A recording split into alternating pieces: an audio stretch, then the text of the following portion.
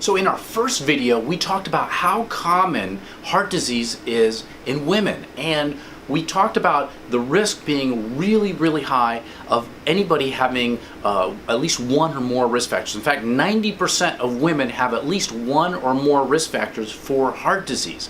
Now that's a scary thought. So we need to know what those risk factors are in order to be able to avoid the risk, right? We want to reduce the risk, and we want to make sure that we stay healthy, we stay around for our families, we finish all those unfinished things that we have to do in our life, help support those people that we love and care for, and not pop off this earth too quick, right? So we want to make sure that we know what those risk factors are. So you need to know what are your risk factors for heart disease so you can begin to take some actions to change it and recognize things that are putting you at risk. All right, so what are some of the risk factors? Number one, high blood pressure, okay?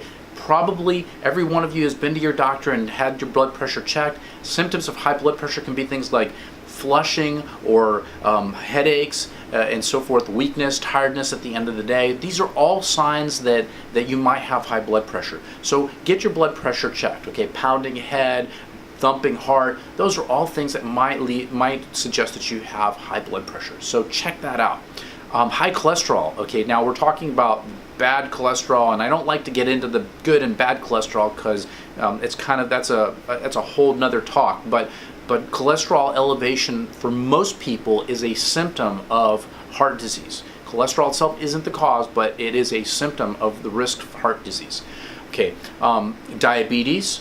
Pre-diabetes, both of those are risk factors. So if you have either one of those, you are at higher risk for heart disease. So you got to make sure that we control diabetes real well. If we're pre-diabetic, we want to do some things to intervene so that we can reduce our risk of becoming diabetic and potentially even reverse diabetes if we're good enough about our nutrition and our exercise and so forth. Smoking. Okay. Nobody should be smoking. Okay, there's nothing for me to say about that. I mean, if you're smoking, I'm sorry, but that's not a smart thing to do. Being overweight or obese. Now, being overweight or obese by itself, if you're doing healthy things such as eating healthy and exercising regularly, not smoking, not drinking, then you're probably going to be okay. But if you are not doing those things, then your risk goes up because of your obesity, because of the excess body weight. So being overweight, if you're doing healthy stuff, is okay because it benefits you the same as somebody who is not overweight. But if you're doing unhealthy things, then the weight actually counts against you. All right, so it's one of those things that doing healthy things, regardless of your weight, is important. All right, and then inactivity. Okay, if you don't get any activity at all, okay, walking back and forth at work, unless you're going over 10,000 steps a day, it's probably not active enough. All right, so you need to be more active. Family history of heart disease. Okay, how many of you have somebody that you know in your family, mother, aunt, sister, who had heart disease at a young age? If that's the case, then you're at risk. All right, preeclampsia. Okay, it's elevated blood pressure and some other symptoms that happen during pregnancy. If you had preeclampsia, that puts you at higher risk for heart disease long term. And in fact, that may be a sign that there's some early heart disease that's developing, and it just becomes more symptomatic when the heart's overloaded again a little bit during the pregnancy. All right, unhealthy diet. If you're not taking in good stuff, there's no way for your body to repair damage. There's no way for your body to defend against damage being done to it by things in the environment. So it puts you at risk for heart disease. And age greater than 55. As you get older, risk of heart disease obviously gets older. There's more damage being done to our body. There's more wear and tear. So risk goes up as we get older. Okay, menopause.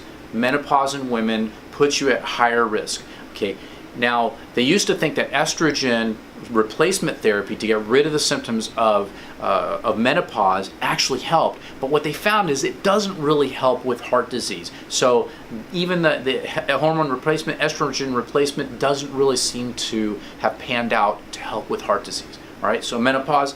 And the last one, this is one that I bet you most of you are guilty of, and I know that I'm guilty of it too every once in a while, but sugary beverages, sodas. One soda a day in women puts them at 20% higher risk for heart disease. and one diet soda a day, or any kind of drink a day with an artificial sweetener puts you at 30% higher risk for heart disease. Okay, that's a scary thought, because how many people use 1 or 2 sugar substitutes per day in their coffee, or do those diet drinks, or their iced tea, or something else? And I've seen people put in 4 or 5 packets of this. Okay, so you're just accelerating things and increasing your risk much, much higher. All right, so those are the risk factors. Now we got to start thinking about what are the ones that affect you specifically, and how do you start modifying them.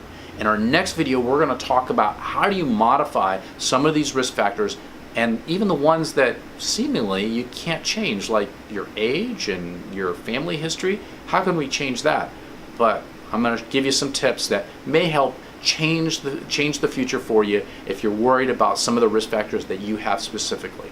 All right, so just to recap, there's a lot of different risk factors for heart disease. Most of it has to do with doing things that are unhealthy. All the things that you've been told in the past that we need to stop doing and start improving. Exercise more, eat healthier, eliminate the processed foods and the sugary beverages and the artificial sweeteners. Get more exercise, stop smoking, all those things. Those are all the risk factors that we have to worry about. All right. So if you like this video, please like it down below, share it, and go to silenceyourfatgene.com to check out my new book, Silence Your Fat Gene, to get some more tips like this. And we'll see you at the next video. Bye.